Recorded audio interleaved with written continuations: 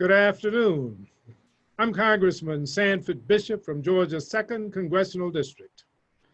On behalf of my friend and co-chair, Congresswoman Eddie Bernice Johnson from the 30th District of Texas, we'd like to welcome you to the 32nd Annual Congressional Black Caucus Foundation's Veterans Braintrust. We have an exciting program for you here today, on one of the most vital issues facing our nation, namely the impact that COVID-19 or the coronavirus is having on the African-American veteran community across our nation. We have an outstanding group of keynote speakers, including the Director of the National Institute of Allergy and Infectious Diseases, Dr. Anthony Fauci, the Surgeon General of the United States, Vice Admiral Jerome Adams, and the former Surgeon General of the United States Army, Lieutenant General retired Nadia West. We also have a distinguished panel that will delve into this topic in more depth following our keynote speakers. I hope that you will stay on and listen to the entire program today. But first, please join me for our national anthem, the Star-Spangled Banner.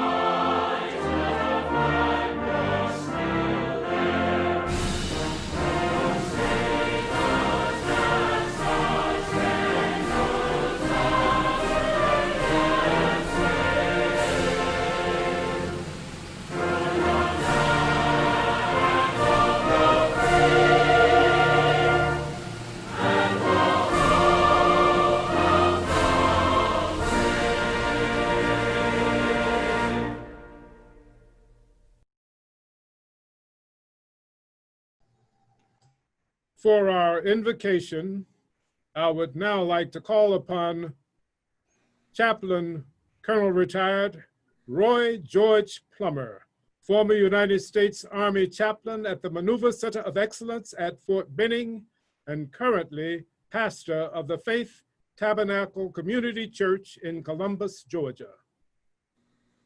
Listen to the words of David. The Lord is my light and my salvation, whom shall I fear? The Lord is the strength of my life, of whom shall I be afraid? Let us pray. Father, with bowed heads and in respect to you, the members of the 2020 Veterans Braintrust Committee on COVID-19 pause now to acknowledge you in our lives and in the world, and to say to you, Lord God, thank you for our grateful nation. We pray, O God, that at this moment in time, that you would bless each of us continually, individually, and collectively. We thank you for that which you've already done in our lives and for our veterans and minority population of our grateful nation that have been disproportionately affected by this deadly disease. We beg you, O God, for your continued mercy. So hear our prayers, O Lord.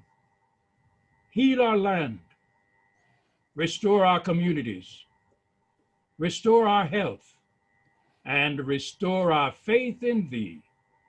In your holy name we pray. Shalom.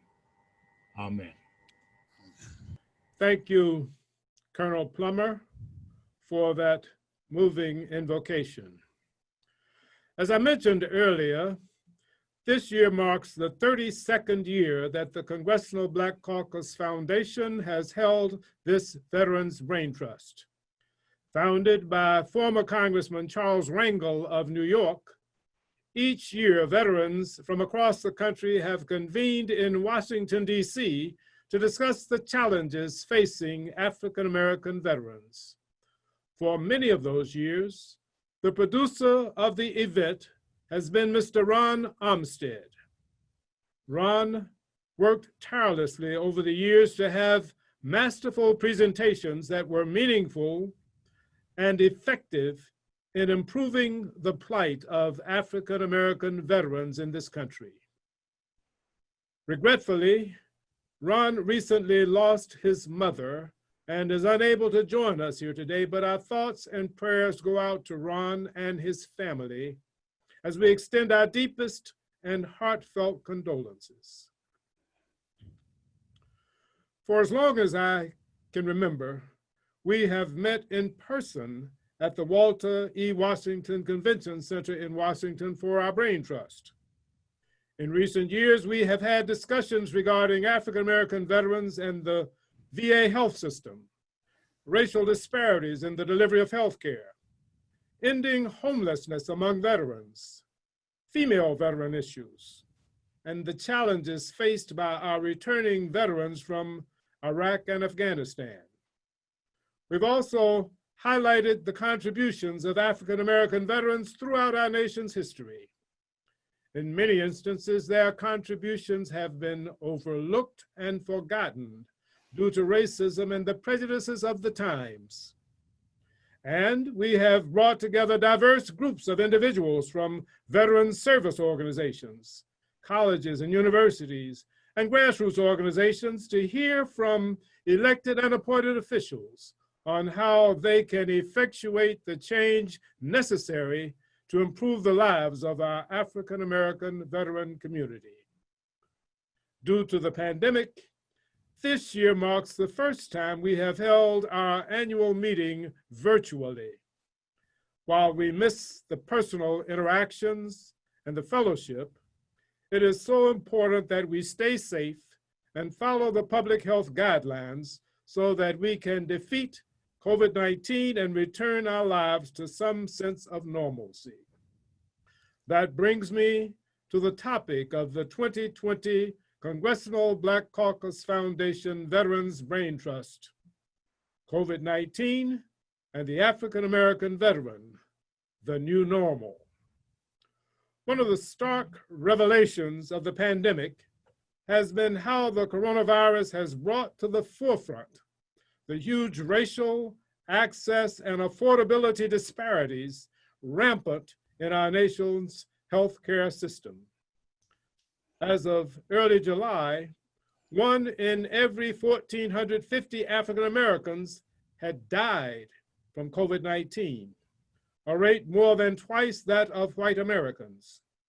Of the 3.1 million Americans who still cannot afford health insurance in states where Medicaid has not been expanded, more than half are people of color and 30% are Black.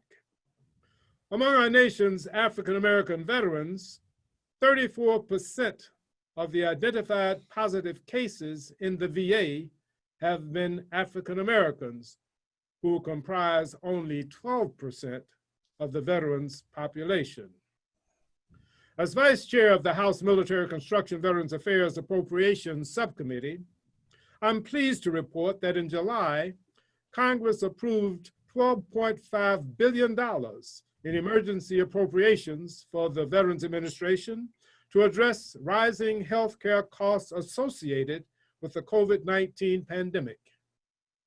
In May, the U.S. House of Representatives approved the HEROES Act, which includes many important provisions designed to help our nation's veterans get through this crisis, such as establishing zero out-of-pocket costs for the COVID-19 treatment under the Department of Veterans Affairs health plans, increasing by 25% the amount being paid to disabled veterans to assist with daily activities, including purchase of personal protective equipment for veterans and their caregivers or their home health aides, eliminating the payment of copays or cost sharing for preventive treatment of services for COVID-19, including the administration of a vaccine, and allowing the VA to provide transportation, purchase food, shelter, telecommunication equipment, clothing, blankets, and toiletry items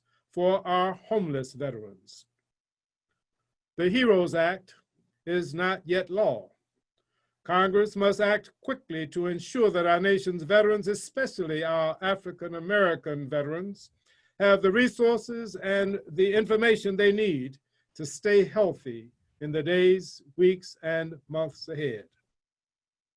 Now, I'd like to yield to my co-chair of the Congressional Black Caucus Foundation's Veterans Braintrust, a retired career VA registered nurse, the chairwoman of the House Science Committee, and my friend of long standing, Representative Eddie Bernice Johnson of Texas. Thank you very much, Congressman. I'm delighted to join you. And as you indicated, I represent the 30th Congressional District of Texas, which encompasses the city of Dallas and Dallas County. It is an honor to join you today for the Congressional Black Caucus Foundation's annual legislative conference, Veterans Braintrust. It is a pleasure to participate alongside you as well as all of the other persons present. And I want to thank you for your continued leadership. Today we address issues facing the veterans community, which includes veterans whom we have lost as a result of this pandemic, COVID-19 as well. As a granddaughter, daughter, niece, wife, and sister of veterans, I recognize the importance of honoring our servicemen and women. I have dedicated much of my career to supporting our veterans as a nurse and the chief psychiatric nurse at the Dallas VA Medical Center, and now as an elected official, fighting to ensure that those who served our country receive the benefits that they rightfully earn. This includes new and innovative methods to help our veterans, such as HR 617, the Department of Energy Veterans Health Initiative Act, which establishes a program that uses artificial intelligence to solve the challenge associated with healthcare and veterans. I am proud that this bill originated in and passed through my committee, where I serve as chair, the House Committee of Science, Space, and Technology, and with my full support and co-sponsorship. We are now faced with the demographic of veterans who will be seeking care for both physical injuries and most increasingly mental health problems. Because of the challenge we are facing, it is important that VA health facilities have the resources necessary to treat patients in an efficient and timely manner. VA facilities should also be equally as accessible and affordable, whether it is rural or urban. We have already seen the disproportionate effects of COVID-19 within the minority community in both rural and urban areas. Many veterans now are older and tend to have pre-existing conditions. They're among the highest risk categories in the country. That is why I'm proud to introduce Resolution HR 316, promoting minority health awareness, to bring attention to the health disparities with a call for immediate action to address healthcare inequality in minority communities. I will continue to support the needs of our veterans, and as chair of the House Space and Technology Committee, I will continue to push for more minority women representation in STEM fields. According to the National Science Foundation, students earn only 4% of bachelor's degrees in engineering, math, and physical sciences. In some fields, there has been even a decline in recent years. As the nation reckons with the reality of systemic racism in all sectors of our society, it is fitting for us to examine racial inequities in STEM, because the lack of diversity persists through all levels of STEM workforce. For example, less than 7% of the medical students are Black, Less than 3% of the practicing physicians are Black. So while Black women are making modest gains in representation among medical students, the number of Black men in medical school has tremendously decreased. The lack of diversity has reduced diversity in ideas and solutions for our most pressing challenges, including the present pandemic. For our nation to stay competitive in STEM and remain not only innovative, but also inclusive of mental health, we must invest in both research and resources. I thank you as I look forward to a fruitful discussion hearing from our experts and how Congressman Bishop and I continue to further support our veterans. And now I'd like to turn it over to Representative Bishop, who will introduce our keynote speakers. Thank you, Representative Johnson.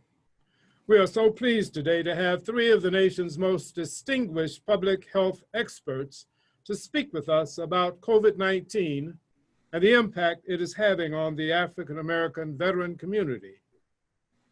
Vice Admiral Jerome Adams is the 20th Surgeon General of the United States. He has served in this position since 2017. His mission as the nation's doctor is to advance the health of the American people, and his motto is better health through better partnerships. Surgeon General Adams oversees the operations of more than 6,000 uniformed health officers who serve in nearly 800 locations around the world, promoting, protecting, and advancing the health and safety of our nation. Dr. Anthony Fauci needs no introduction. He has served as the director of the National Institute of Allergy and Infectious Diseases since 1984.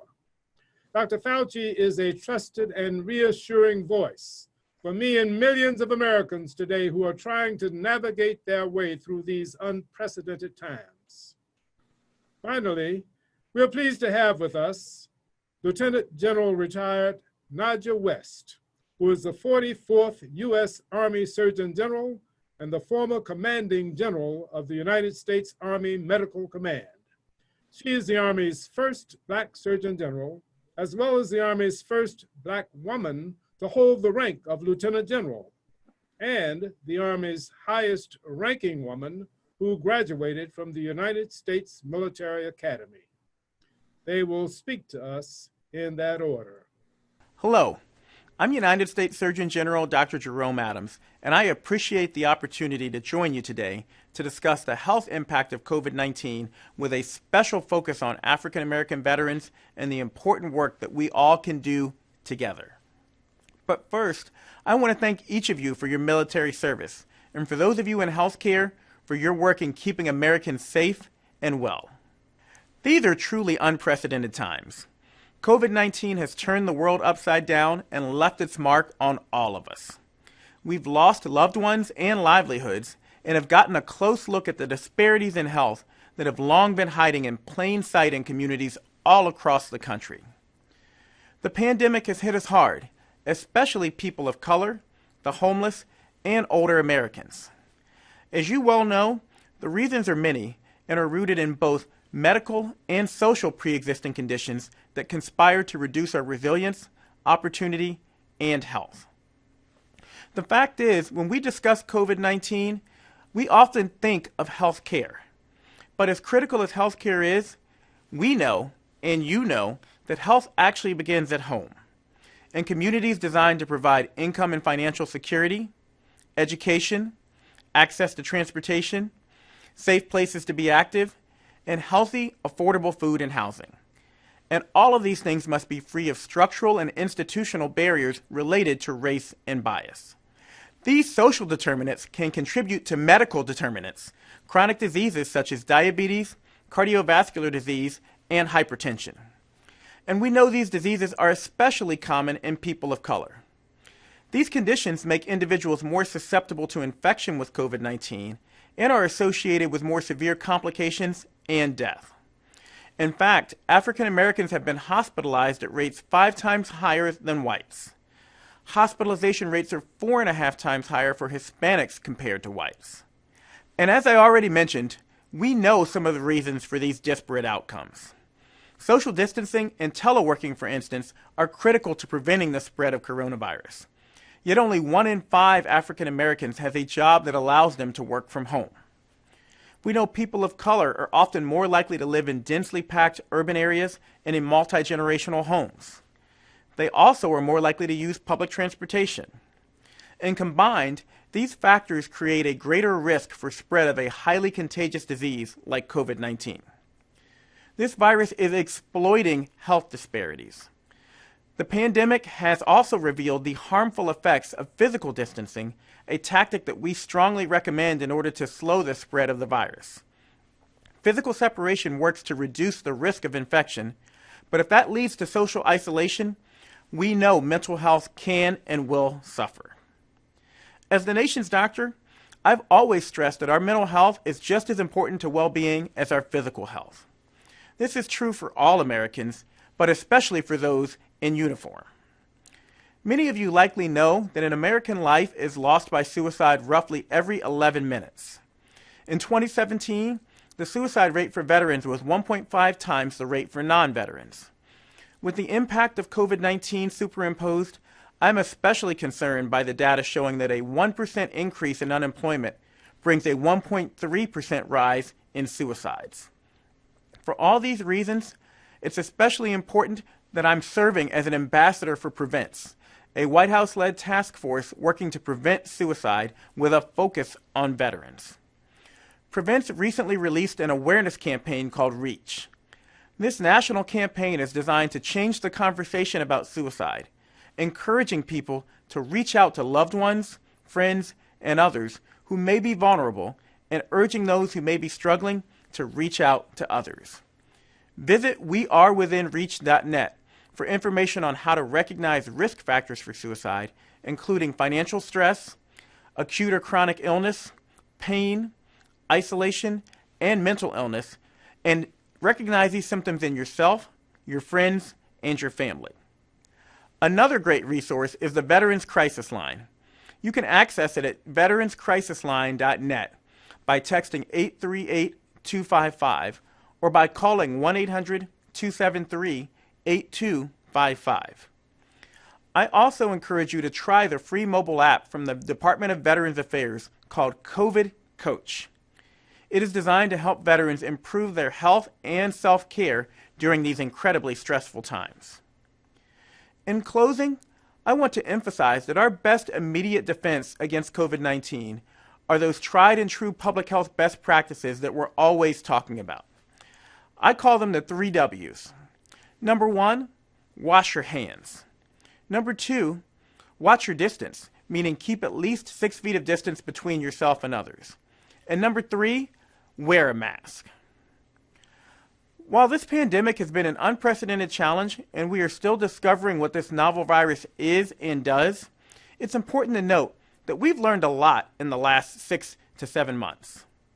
We know who is most at risk and why. We know much more about how to treat those most severely affected. We know that we must address the underlying drivers of disparate outcomes, those social conditions that can either limit or unleash a healthy future. We know what works to keep people and their communities safe, and have launched a messaging campaign called COVID Stops With Me, because it does. We all have a role to play in preventing the spread of this virus.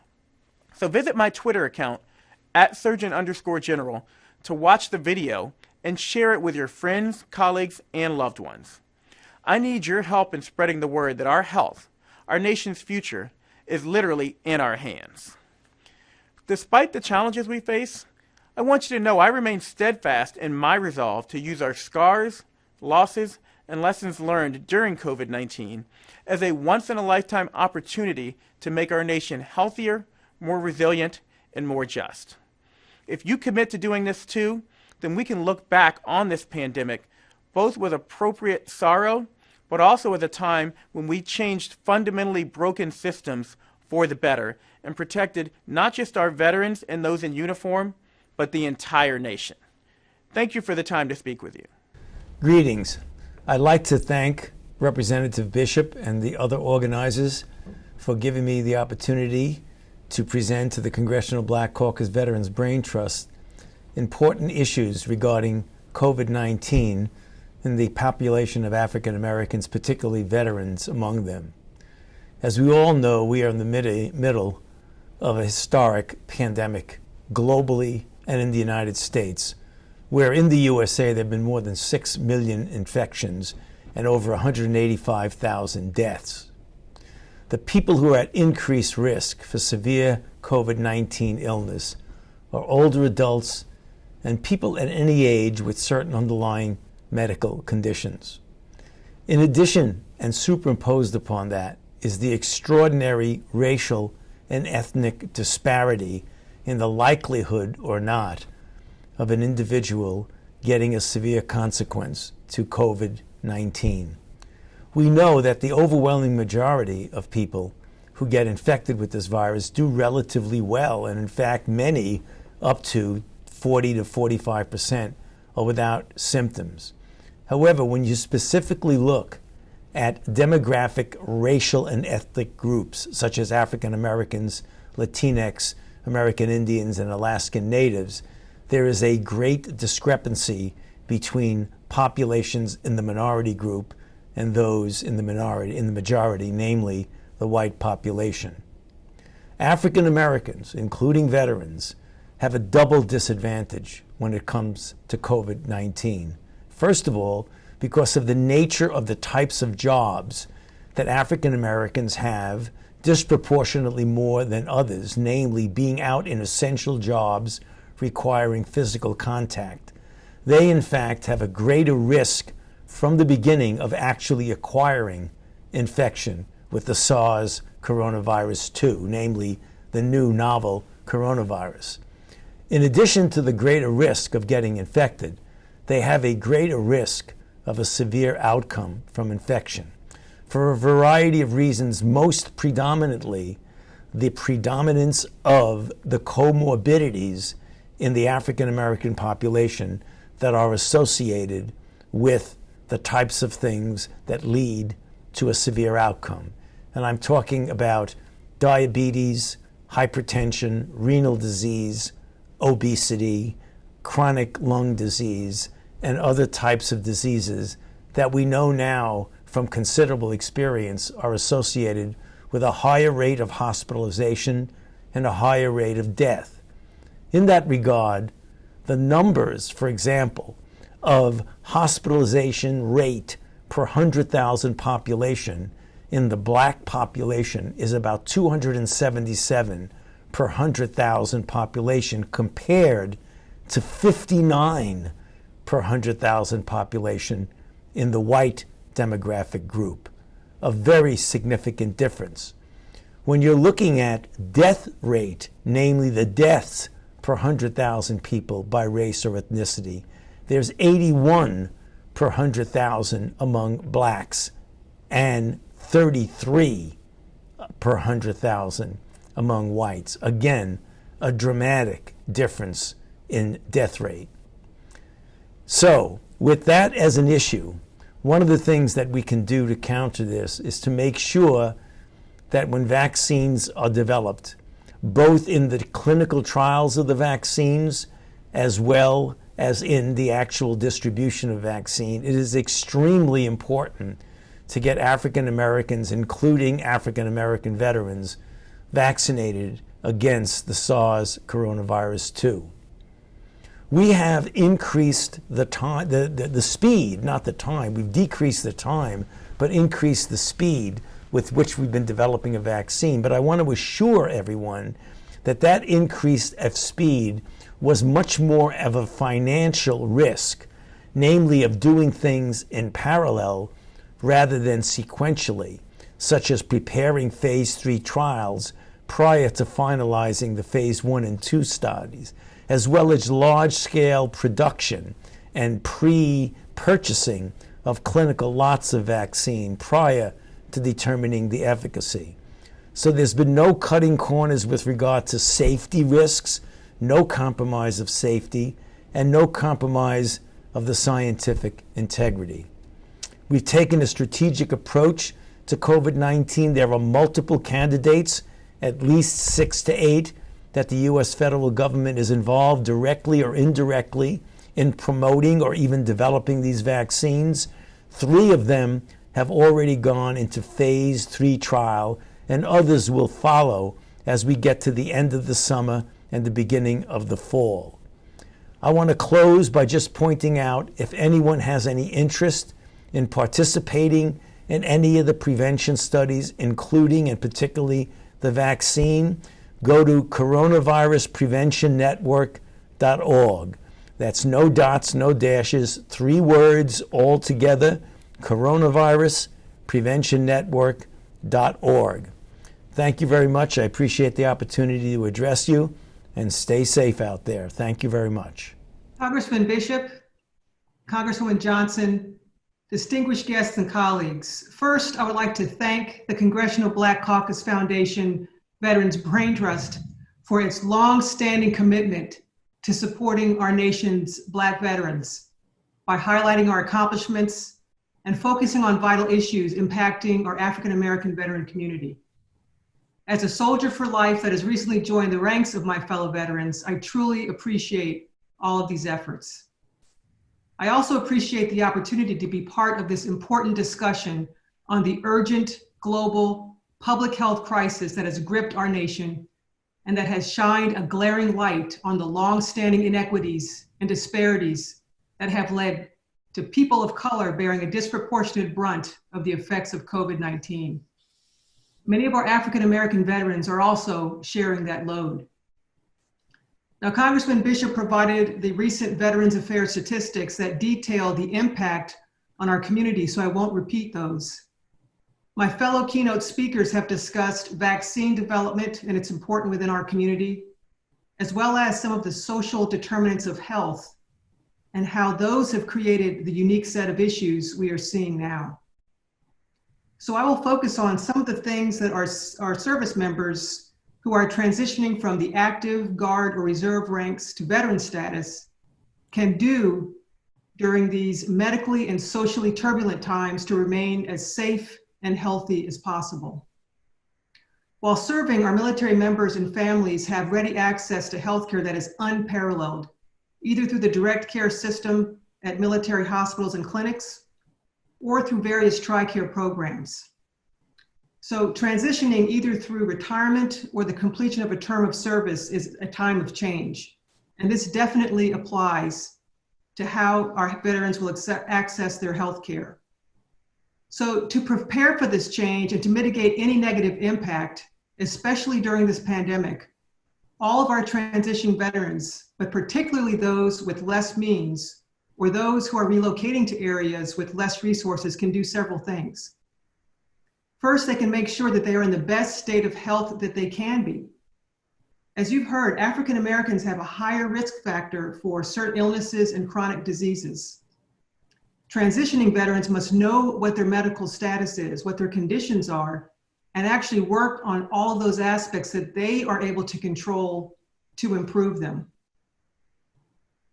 They need to make sure that they are at a healthy weight and body composition, because studies have shown that those with hypertension, high cholesterol, diabetes, and cardiovascular disease who are also obese can improve those chronic diseases just by achieving a healthy weight. And we've seen in the news how those that have those chronic diseases and those that are obese do have a much harder time with the COVID virus.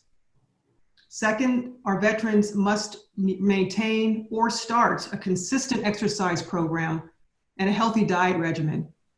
You know, that seems really basic, but we have heard that the effects of COVID-19, as I mentioned, are more severe in those with chronic diseases and also unhealthy lifestyles that lead to those chronic diseases. And these, unfortunately, are conditions that are more prevalent in people of color and can affect our veterans of color as well. And third, during transition briefs on healthcare and before the final out from the service, our veterans must have a plan where they will be getting care. If in the VA system, ensuring that they have all the websites, phone numbers, and points of contact, or ask their transition office for assistance before they leave. This is especially important during times when services and schedules may be limited due to COVID shutdowns. And also during this pandemic, it's important for them to know the facts and know how they can stay safe and keep their families and communities safe. Make sure they keep up to date with the information that our authoritative public health officials are providing. As we are learning more about the virus, recommendations may change, some almost daily. We have to refer often to our CDC website for the most current information. And our veterans should take the well-known and well-publicized preventive measures that everyone else is doing or should be doing, like hand washing, wearing face coverings, coughing and sneezing responsibly, and practicing appropriate social distancing. If getting care in the VA system, our veterans should refer to those websites on how to access care if they become ill, and have the relevant phone numbers for the points of contact on hand so they can quickly find out where to go for testing if it is recommended, or treatment if needed. And briefly, for all of our African American veterans from every era, I sincerely thank you for answering the call and serving our nation. But now I have a request for you to answer another call. Be a resource for one another. Reach out to those who may have behavioral health issues, physical disabilities, or other impediments to getting care, and who may be isolated during these times and cannot get the basic necessities like groceries or medications. We lived by teamwork and taking care of our battle buddies, our shipmates, or wingmen as service members, and we can continue that custom as veterans. As veterans, we are seen as trusted leaders in the community. We can lead by example and be a source of inspiration as we have throughout our time as serving as soldiers, sailors, airmen, Marines, Coast Guardsmen, and public health service members. This is especially true in African American communities where there may be suspicion and distrust about vaccines and testing and treatment recommendations due to past injustices endured even in healthcare. Our Black veterans can continue to serve during this crisis by being examples of what right looks like as we all work together to get through this pandemic. So thank you so much for the opportunity to speak to you today, and I look forward to listening to the upcoming discussion from our great panel members. Stay safe and well, and God bless America and our great veterans. We will now transition to our panel, and I introduce Representative Eddie Bernice Johnson to introduce us to our panel members. Okay, well, thank you very much. Okay. Let me thank our speaker. We really appreciate those inspiring words.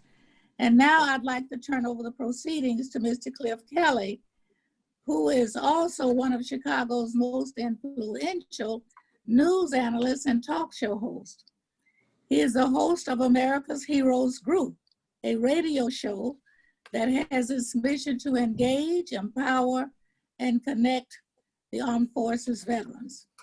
As a veteran, Mr. Kelly says he knows what many have gone through, and that is why the primary goal of this group is to address many of the challenges veterans currently face.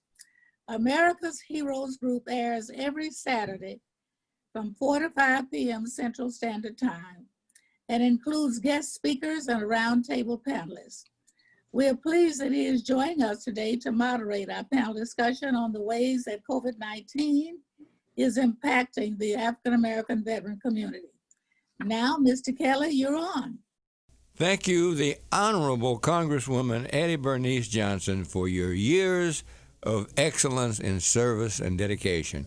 Hi, I'm Cliff Kelly, an attorney, former Chicago City Councilman for 16 years, along with over 40 years as an on-air Chicago political radio talk show host, known as the Governor of Talk Radio, and presently Vietnam veteran and host of America's Heroes Group radio talk show on Chicago WVON 1690 AM. Thank you, Representative Johnson and Representative Bishop. It is a pleasure to be with you this afternoon and to introduce our distinguished panelist. Dr. Everett Kelly is the national president of the American Federation of Government Employees, which is the largest union representing federal and D.C. government employees. He assumed the presidency in February 2020. Thank you for joining us, Mr. Kelly. Ms. Catherine Monet is the Chief Executive Officer of the National Coalition for Homeless Veterans in Washington, D.C.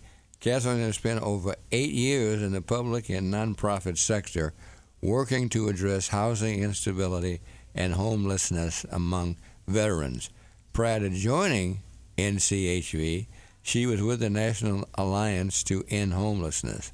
Thank you for being here with us, Ms. Monet. Dr. Valerie Montgomery Rice is the president and dean of the Morehouse School of Medicine in Atlanta, Georgia.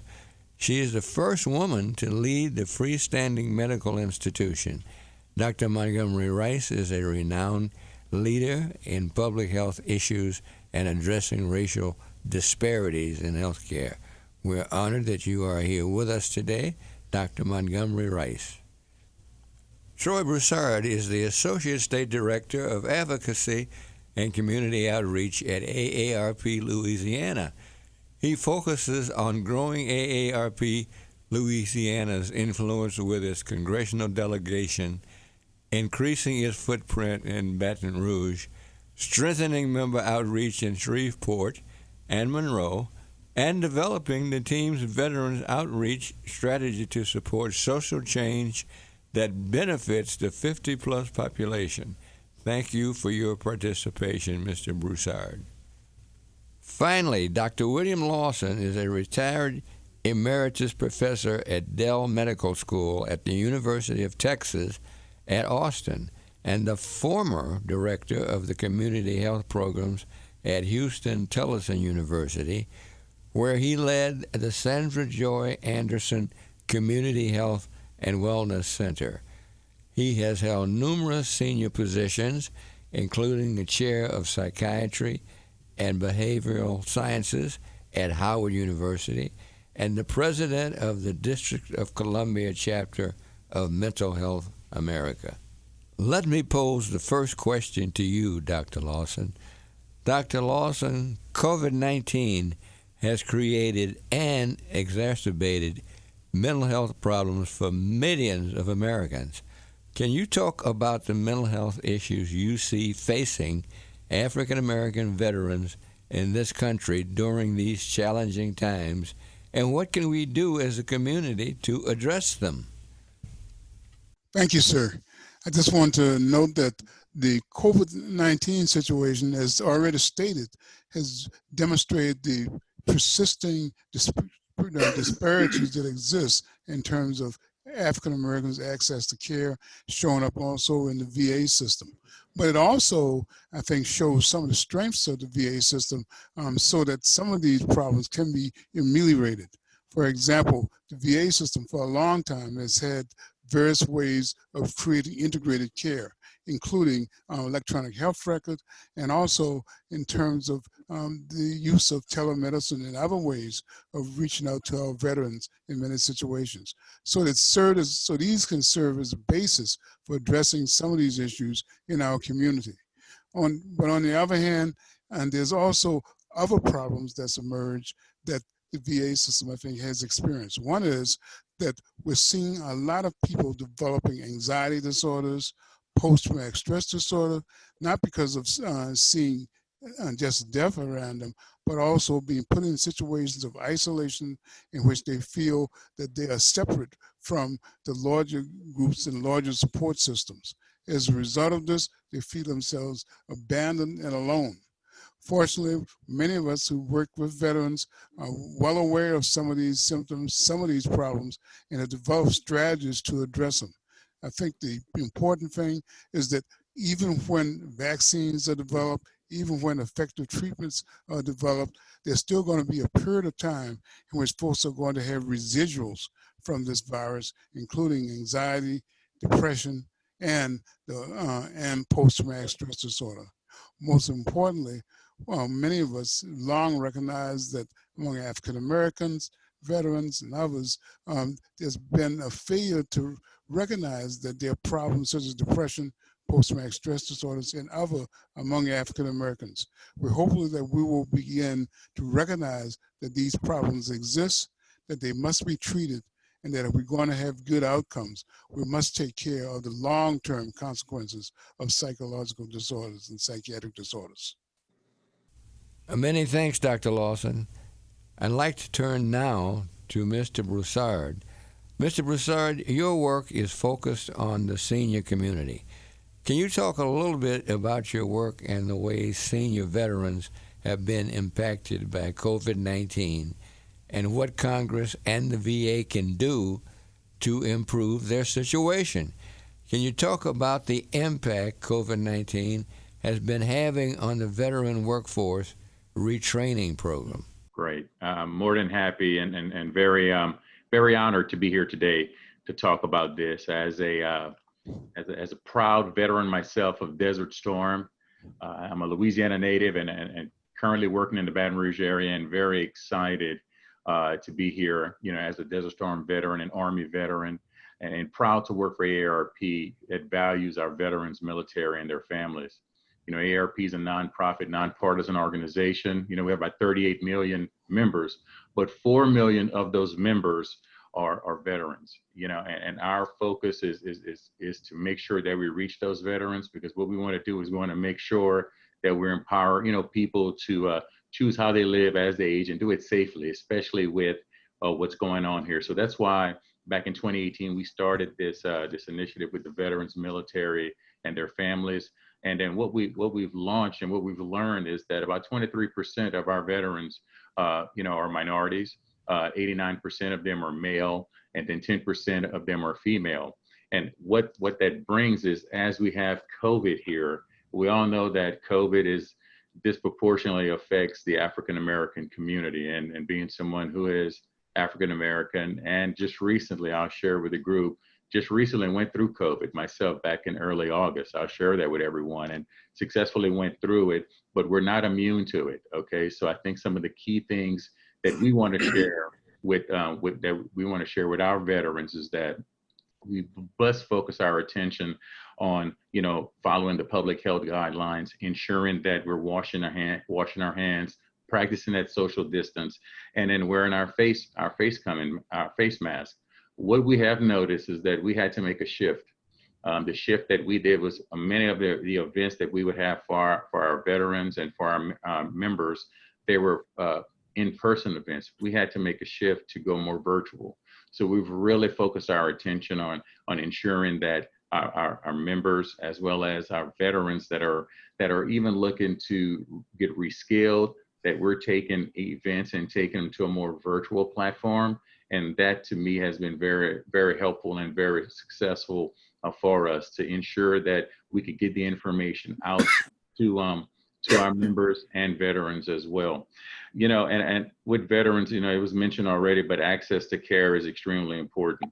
Telehealth and the ability to ensure that veterans have access to technology as well, so that they can reach these resources, because the goal is we want to keep people, inside their homes and safe. So having the technology allows them to do that. So what we've done is we pivoted from taking our technology and ensuring that we're reaching our veterans group. So we're looking at local partnerships with local community groups to ensure veteran groups, like, for example, the National Association of Black Veterans, where today, actually, if not for COVID, we would be participating in their national convention and talking to our veteran members from across the U.S. So COVID has come in and put an extreme strain and really opened up some of these health disparities that are out there. And then what we're trying to do is ensure that we share all the local information here from our local public health institute, as well as focusing and ensuring that they know what are the local CDC guidelines, and making sure that we provide that information to them via teletown halls to ensure that our veterans and our members and their families get the most up-to-date information, because we all know the more information that we have, the better we can be to make sure we get through this. And we all have to understand that we're not we're not immune to it. I'm someone that can attest to that, but I've recovered, and then hopefully can share the story and tell folks that we can get through this. But it's going to be important, like other panelists have said already, that we must take care of ourselves, look at our nutritional guidelines, and ensure that we're doing everything to make sure that we are healthy as possible. So with that, Mr. Kelly, I'll return back. That's my time, and I'll return back some time to you, sir. Thank you. And thank you for that great information. We really appreciate that. Yes, sir. There are so many people that, did you say there is a convention going on now? No, there's not. If not for COVID, it's the National Association of Black Veterans. They were going to have a convention in Portland, Oregon, and that was canceled, of course, due to COVID. But it was just a way of ways that us at AARP and what we do to help support our veterans, and especially our Black veterans across the United States. But it's not going on because of COVID, though. So, thank you for your comments, Mr. Broussard. Ms. Monet, what unique challenges face the homeless veteran population in the age of COVID-19? As you are aware, Congress has allocated significant funds to address homelessness among veterans. How is the money being directed during the pandemic? Is there more Congress and the government can do? So those are really great questions, Mr. Kelly, and I'd like to start by thanking you and the members of the Veterans Braintrust and Mr. Armstead for allowing us to join you today. COVID-19 has presented a huge challenge for Black veterans who are experiencing homelessness and housing instability. I'll start and back up a little bit and level set, right? Just so everybody is on the same page. And I think one of the important things to remember is that Black veterans are vastly overrepresented in the homeless population by a factor of about 3. So 33% of homeless veterans are Black, but only 12% of veterans in the population are Black. And I think a part of the struggle that we really look at is that nobody becomes homeless in a vacuum, right? So we can't choose who ends up becoming homeless, which means that a system somewhere upstream, whether it's healthcare, criminal justice, education, labor market, what have you, has failed that person or has failed a group of people by design. And so when we're looking at the impact of COVID-19, it's really magnifying some of these bigger picture systemic failures that Black veterans are experiencing day in and out. In terms of the challenges for veterans who are currently experiencing homelessness, there are many. On any given night, there are about 37,000 veterans out there, either in a shelter or unsheltered. And some of the bigger challenges that we're hearing about are accessing certain types of transitional housing programs if they're choosing to look for, rehabilitation, assistance with mental health or substance use, just because those programs don't have the capacity that they used to have now that they've got to space everyone safely. We're looking at challenges with using HUD-VASH vouchers to get permanent housing because PHAs are operating remotely or operating on a dramatically scaled back system to keep their employees safe. We're hearing that veterans who do have permanent housing with their vouchers are struggling to access case management services because those services are remote now. So they're getting, telehealth, which is a good thing and better than nothing, but they're not always getting the level of support that they are used to and are relying upon to remain stably housed. And, in a pandemic where you would normally be encouraging these veterans to socialize, get together and kind of create that therapeutic milieu as a group and a cohort, you're now sort of encouraging them to isolate and, stay away from each other. And I'm hearing from certain permanent supportive housing providers that that's a huge problem. We're also seeing challenges with veterans who are now at risk of homelessness, right? And so we know that the national eviction moratorium is over. We also know that extended unemployment benefits are no longer available to people. And the two of those things combined with the lack of a cohesive national strategy on COVID has made some of the economic impacts of this pandemic just drag on for people. I mean, we're seeing widespread unemployment in some communities that have economies that are based on, travel or, restaurants or things that are really impacted by COVID. These jobs are going to take a really long time to come back. And oftentimes veterans experiencing homelessness are not the first to get rehired when there is, heavy competition in a tight job market. So there's a lot of worry there. We're also seeing some statistics from July that are showing that around 31% of Black renters are already behind on their monthly rent.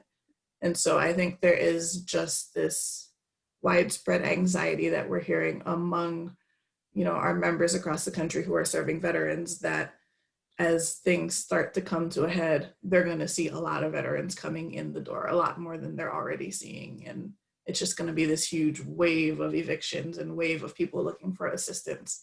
I think the other challenge, and this is something that Dr. Lawson touched on, is mental health. I mean, I'll be very honest with you, and VA has come out and some of their researchers have found that veterans are 8 times more likely to die of suicide in the 8 weeks prior to the onset of homelessness. So right before a veteran becomes homeless, they're most likely to take their lives. And so I think that that's something that, we need to be focusing in on and ensuring that veterans can access the care that they're needing. We're really thankful that Congress gave some funding to VA in the CARES Act, and of the $14.4 billion, about $700 million of it went to VA's homeless programs. And a lot of that has already been distributed to grantees across the country, which is wonderful. Some grantees are using the funding to make their shelters safer so that they can accommodate guests safely. Others are using their funding to keep people in more isolated housing, meaning that they may be contracting with local hotels and motels to create more individualized housing for their veterans. And some of them are using that funding to serve newly homeless veterans and put them into their own rental housing and offer case management or help with rental arrears or security deposits and things like that. And that's a good thing. But I think one of the things that we want to be sure of is that if this pandemic continues to rage on, and I mean, I am not by any means a doctor, but it's feeling more likely that this will, that VA has the resources it needs in place to serve veterans, right? So I think we need to be vigilant and make sure that they've got what they need to take care of all veterans.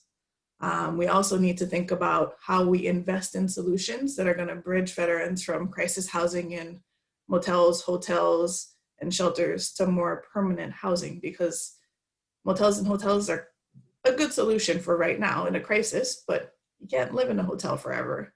And so we need to think about what we're doing to create a pipeline of affordable housing that's available for veterans. We also need to think about what we can do to help shelter operators keep veterans safe, because I think that there are some who can make small changes and will be able to do so, but others will need larger structural shifts within their facilities, and that's an area where they could use some support. I think I have only 2 more challenges that Congress should be thinking about, and I think one is how VA and DoD might come together to create some kind of a registry of service members and veterans who we know have already been exposed to COVID, to think about how we can better understand some of the long-term impacts of COVID and what that looks like in the veteran population, because ultimately VA will be responsible for caring for these veterans and for those who were exposed during their military service. Say, for example, you might have been on a ship, right? They will be responsible also for compensating them if there are long-term effects that, they're impacted by. And the last thing I've got is that we need to think about what we're doing upstream in our feeder systems that veterans touch, that put them at risk of COVID and homelessness, whether it's, accessing healthcare, accessing the GI Bill, how they're treated in the loan guarantee program and the justice system, and all of those things, to make sure that when we're dealing with veterans, they're not facing these terrible inequities that we just keep seeing that lead them into the homeless system. Thank you so much, Ms. Monet. The next question I have is for Dr. Kelly. Dr. Kelly, what are the biggest challenges facing the VA's workforce in trying to provide care to COVID-19 patients? what can Congress and our government do to support the VA workforce in overcoming these challenges? Okay, well, thank you so much, Brother Kelly. Thank you. Thank you, Representative Johnson and Congressman Bishop. I'm honored to be a part of this year's Veterans Braintrust event, to join such a distinguished panel to discuss how this pandemic has impacted African-American veterans. Now, AFG fights for fair and safe workplaces on behalf of 700,000 federal and DC workers, including many first responders, healthcare workers, and safety inspectors who have risked their lives to serve the Americans public during this COVID-19. Like me, many of our members are also veterans who use the VA healthcare system. Every one of our VA healthcare workers is a hero and is an essential worker in the true meaning of the word. Our doctors, our nurses, housekeepers, food service workers, psychologists, patient screeners, and so many others have persevered in the face of the extreme challenges within the VA.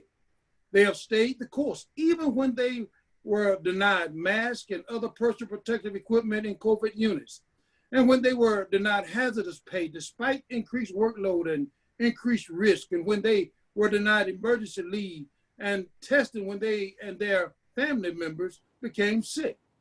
And they and the wounded warriors they care for have endured a systemic racism at the VA. Racism at the VA did not start with the pandemic, but as we all know too well, this public health crisis has intensified all the wrongs and iniquities already tearing our country apart. 2 months ago, in solidarity with Black Lives Matter, and after receiving troubling reports about racist management practices at the VA, some VA medical centers, we decided to conduct a member survey about systemic racism. And 55% of respondents reported that they had witnessed racial discrimination against veterans while on the job. Employees witnessed co-workers unwilling to provide care for African-American veterans and acting disrespectfully toward them.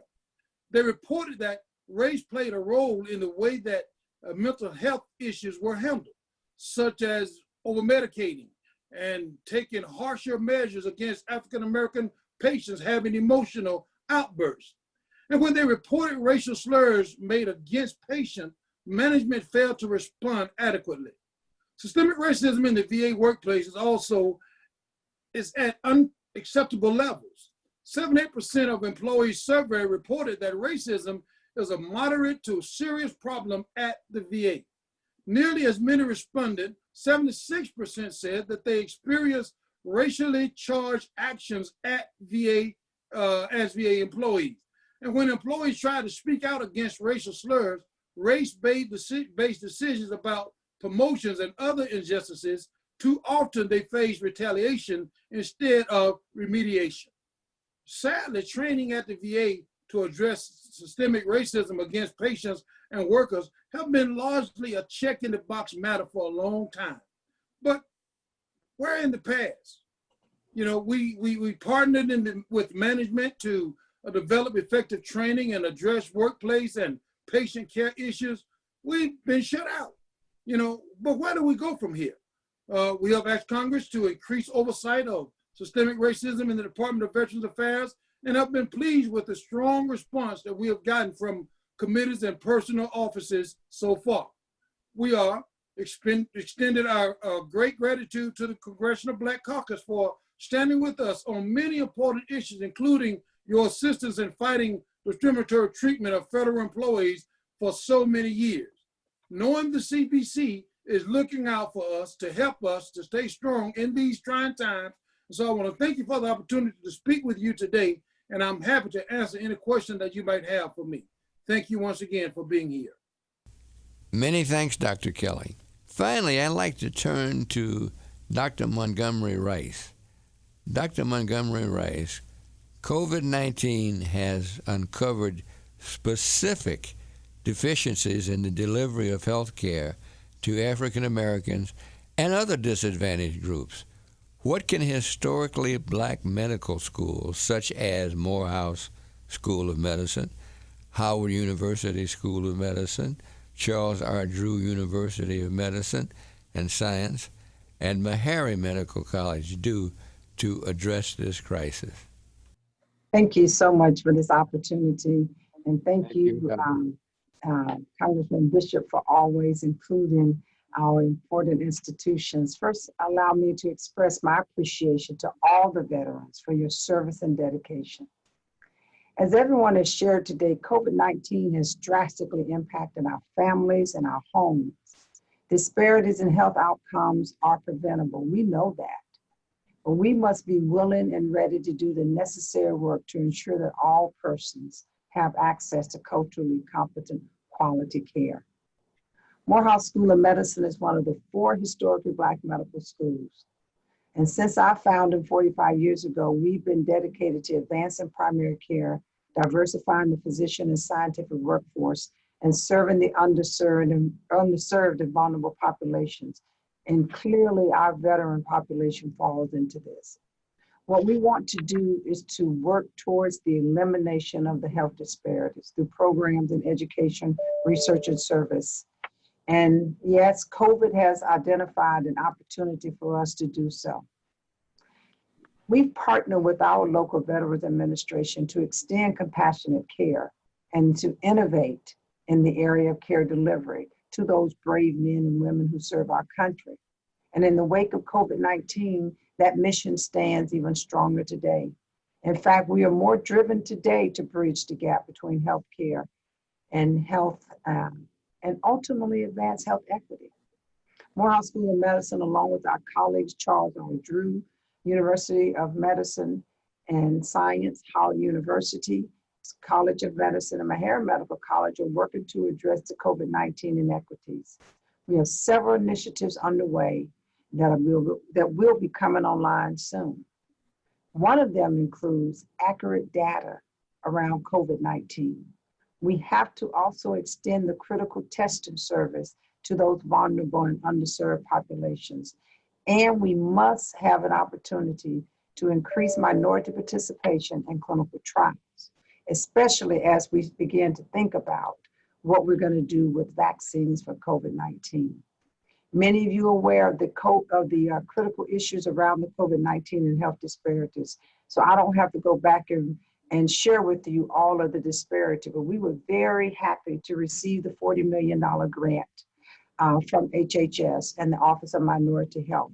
And with that, we are going to be making a difference. We were selected, we believe, because we've been at the forefront of anticipating and responding to the needs of vulnerable populations, particularly those who have been suffered worse through this pandemic.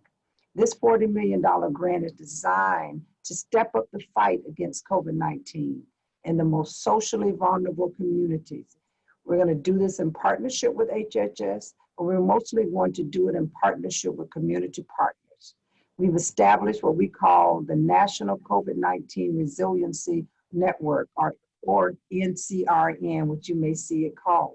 This partnership will bring together very vital public health information regarding testing, vaccinations, and other services that we tend to think of as those social determinants services that will be needed most for most Americans. In addition, we've launched a program with Thermo Fisher, a leading supplier of COVID-19 tests. We've launched a program to assist testing to make it available to all returning HBCU students, faculty, and their staff free of charge beginning this fall semester.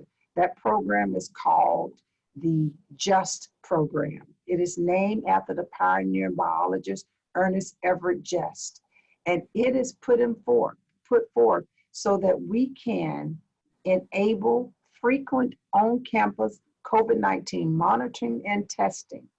Each of the 100 or so historically Black medical schools will be divided up into 4 regions, and each of the 4 HBCU medical schools will then access those campuses through technology, helping them with monitoring and tracking, but also receiving their samples to run in our laboratories that are being stood up by Thermo Fisher. We also are very excited that Thermo Fisher has committed to hiring at least 500 students from HBCUs over the next 3 years as a part of this commitment to attract diverse talent and build an inclusive workplace. Now you may say, well, how did that connect to the veterans? Well, each of the 4 historically Black medical schools, we all educate and train students in the Veterans Hospital. We have that honor and pleasure. And we want our students to understand how significant it is for them to care for someone who has risked their lives for them. Finally, we are also participating in the COVID-19 Vaccine Trials Network.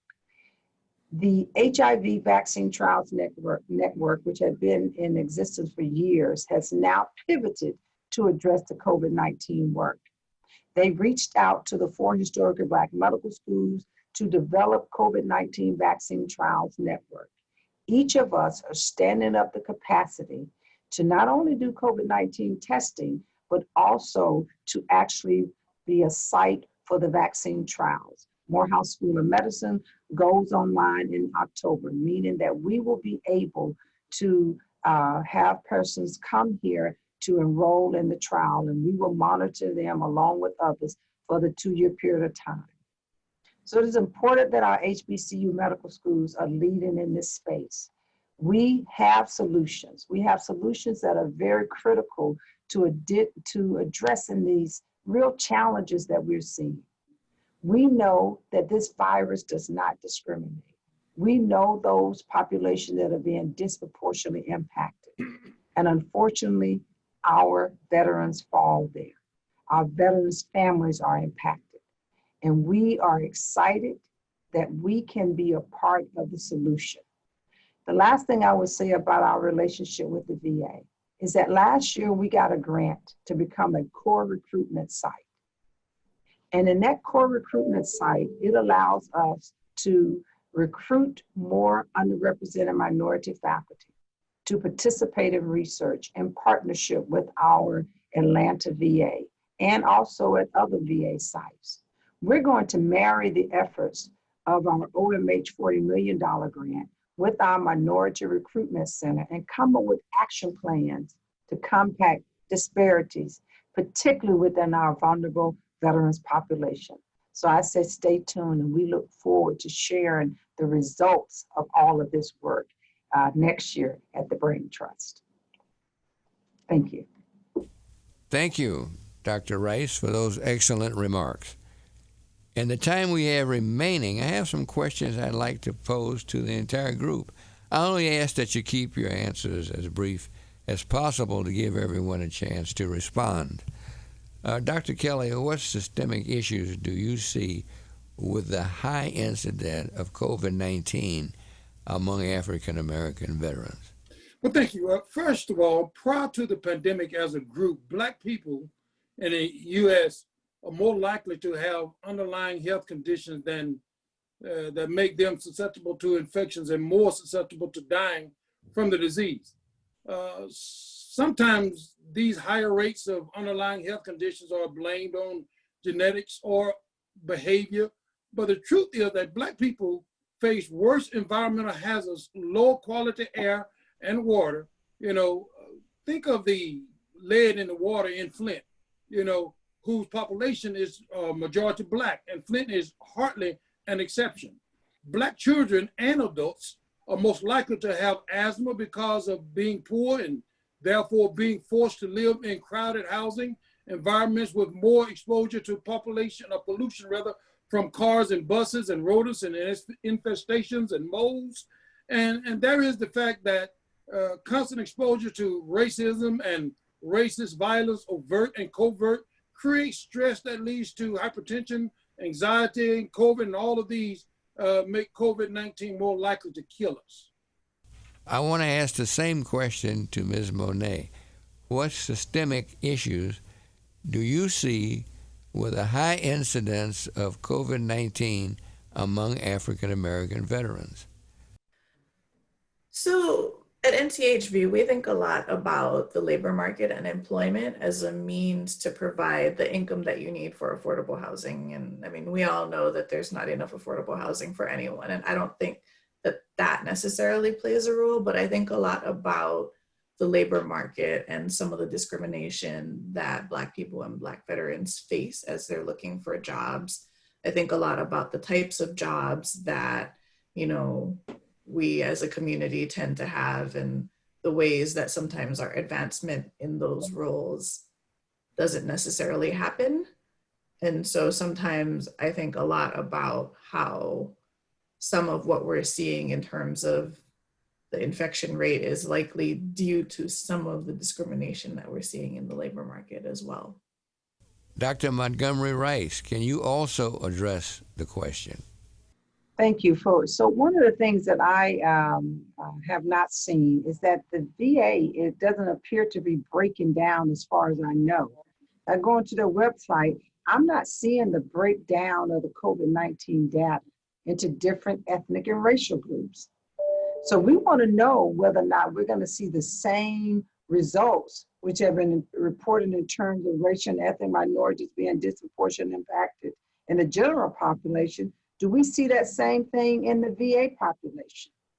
And so we want to know about clinical outcomes. We want to know who's been tested and who has turned positive, and then have they recovered versus what's the mortality rate? We've seen that in the general, but I don't know that we've seen a breakdown of that in the VA population. And I think that this is something that we should be pushing now to understand if there are systemic challenges or barriers that we can overcome to mitigate the morbidity and mortality that I fear our veterans are facing. I'd like to ask a question of Mr. Broussard. What message do you have for our viewers in terms of how they can advocate for these issues? You know, I think advocation, being an advocate is extremely important. They have to ask questions. I mean, and really ask the questions and then really spur to action from that. Okay. I mean, what exactly it's going to happen. So I think advocating is extremely important. And you know, what we tell our members and our veterans is to get involved, you know, whether it's you're either calling your local, either your local legislator or your congressman, really asking questions and seeing and making sure that you have the education. I mean, you have the resources available to ask those important questions. And that's what we provide at AARP. We make sure that if you go to our site, and even for veterans as well in COVID, we have a COVID section that really focuses on, here are some questions that you would need to ask. And I think that's important when it comes to advocating for these issues. Very simply, get involved. Dr. Lawson, would you like to answer the question as well? Yeah, well, I think one of the things that we found very useful, and I think one of the big risks, is that we really need to do what we can to work with indigenous supportive organizations.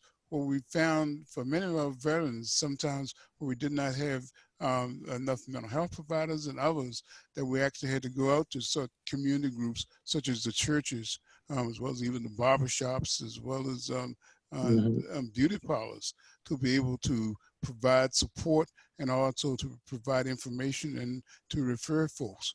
Unfortunately, because of COVID-19, many of these indigenous provider groups may not be available. And so I think we start to think now to look at how these groups can reach out to be able to work with the VA system and to be able to provide that support. At Howard, we had a great relationship with NAMI as well as Mental Health America to work with the VA system to ensure that services could be made available. And what we find is that many of the folks in the community are simply very suspicious to the usual traditional services, which is a big barrier towards them being able to accept treatment when it is available. So I think we need to do more to use the local indigenous support organizations like our HBCUs, like our churches, like ours, to work with the VA system to be able to help support our veterans. What do you think they're suspicious? What I found is that some of our veterans, because of some of the issues we've already discussed, tend to not have the confidence that the government is going to do what is best for them. And people are aware of the Tuskegee experiments and others. So when you come up with new approaches, new treatments, they tend to look and see first to see if it's safe for them to go out and get these treatments. It is time for me to bring this fascinating discussion to a close. I want to thank the exceptional panelists today for their insights into this important issue and for all the work that you do in support of the African American veteran community. Before I turn the virtual floor over to Congressman Bishop and Congresswoman Johnson for some brief closing remarks, I just wanted to thank you and the Congressional Black Caucus Foundation for inviting me to moderate this important panel. I also hope that you will check your local listings and tune in to America's Heroes Group every Saturday from 4 to 6 p.m. Central Standard Time. And now, Congressman Bishop and Congresswoman Johnson, the floor is yours. Thank you, Cliff, for the excellent job you've done in moderating this panel discussion.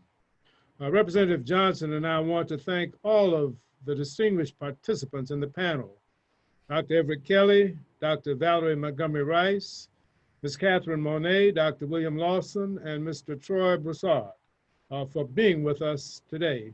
Hope that you'll stay in touch with my office and Representative Johnson's office to see how we can work together on behalf of our nation's African-American veterans to find solutions to these pressing concerns.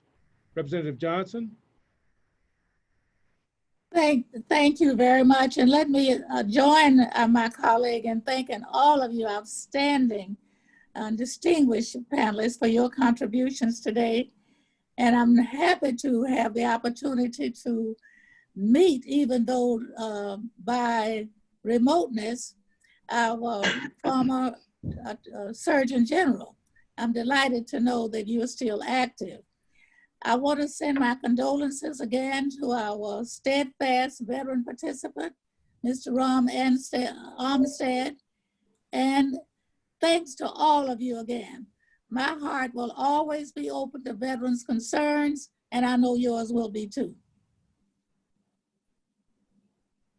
We also would like to thank Colonel Roy Plummer for his stirring invocation to start our proceedings today. And we want to thank the entire staff at the Congressional Black Caucus Foundation for your technical assistance in making this Braintrust a reality. Congresswoman Johnson and I want to thank our personal staffs for their hard work in producing this year's Braintrust. As we close, let us reaffirm and paraphrase the words of Abraham Lincoln, which have become the motto of the United States Veterans Administration. Quote, to care for him and her who shall have borne the battle. Thank you and God bless you. God bless our veterans and God bless the United States of America. Representative Johnson. Thank you again. I think our time is over. I'm delighted to be a participant with you and hope to see you all next year.